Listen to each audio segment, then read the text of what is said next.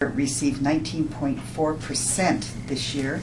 That's down from last year, which was 20.9% of the total general fund appropriation. This was a very difficult year because in health and welfare, you deal with matters of the heart. You deal with families, you deal with their loved ones. Everyone has someone, whether it's themselves or someone that they love or someone that they know who is on some type of a public assistance program. So when you try to cut those programs, it's very difficult because they have a large lobby. But we had to make some very tough decisions this year that affected a lot of people.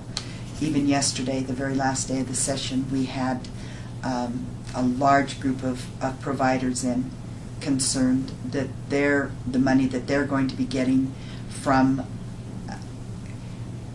the state is going to be reduced, and they were wondering how they were going to make their bottom line. And of course we're worried how the state's going to make their bottom line. And not wanting to raise taxes, I'm philosophically against raising taxes. I think Americans who pay taxes pay their fair share and more.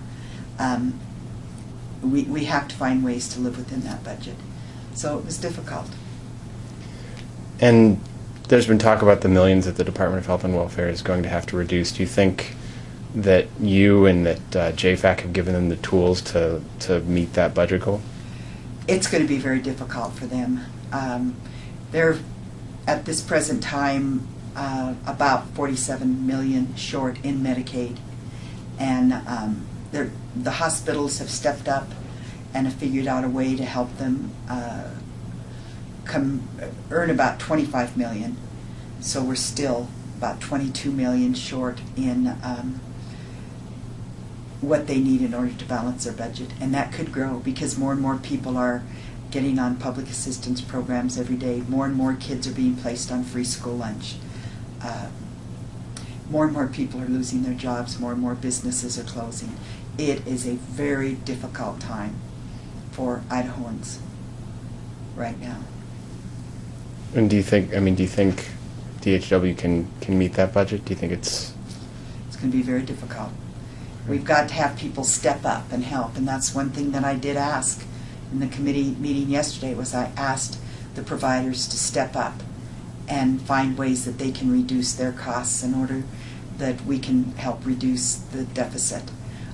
If they don't step up and help, then there's going to be some real drastic means made in order to make that budget. We're mandated to have a balanced budget.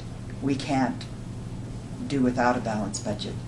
So unless the providers help us, they have to make cuts that the providers and the people who are receiving those services will not like.